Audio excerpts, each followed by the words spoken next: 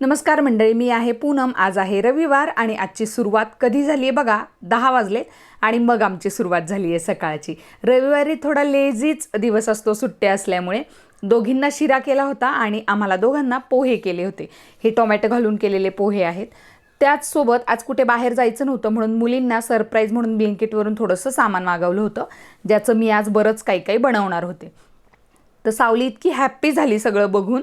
आणि हे असं जंक आम्ही सारखं खात नाही म्हणून मग कधीतरी चेंज म्हणून नेहमी मुलींना घरचं भाजी पोळी सगळं खाऊन कंटाळा येतो म्हणून मग फक्त फ्रेंच फ्राईज त्यांना तळून दिले आणि त्यानंतर माझं आवरून झालं। आम्हाला बाहेर जायचं होतं मुलींच्या सायकल वगैरे घेऊन रिपेरिंगला, म्हणजे फिरायला नव्हतं जायचं, कामं होती बाहेरची ती सगळी करून घेतली।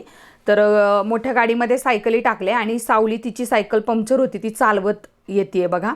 तर तिला असं रस्त्याने चालवायला मला तर भीती वाटत होती, कारण वाहता रस्ता होता, गाड्या वगैरे खूप येत होत्या। पण तिच्या पप्पांचं खूप हे असतं की स्ट्रॉंग झालं पाहिजे मुलींनी।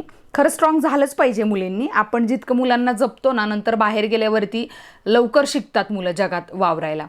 तर मी इथे पॅटी मागवल्या होत्या व्हेज, बटाटा आणि वाटाण्याच्या ब्लिंकिटवरून। तर त्यासुद्धा मी फ्राय करून घेतलेल्या आहेत आणि बर्गरचे जे रेडीमेड पाव मिळतात ते आणलेले आहेत।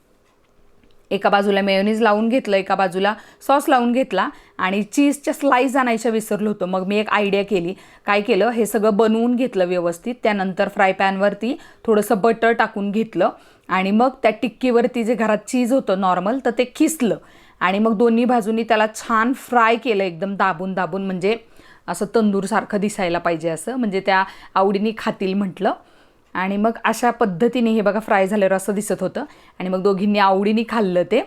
त्यानंतर मग खाली जायची घाई होती, मॅडम मागे लागली, मग आम्ही सगळेच खाली गेलो आणि संध्याकाळी फक्त दाल तडका आणि जिरा राईस केला।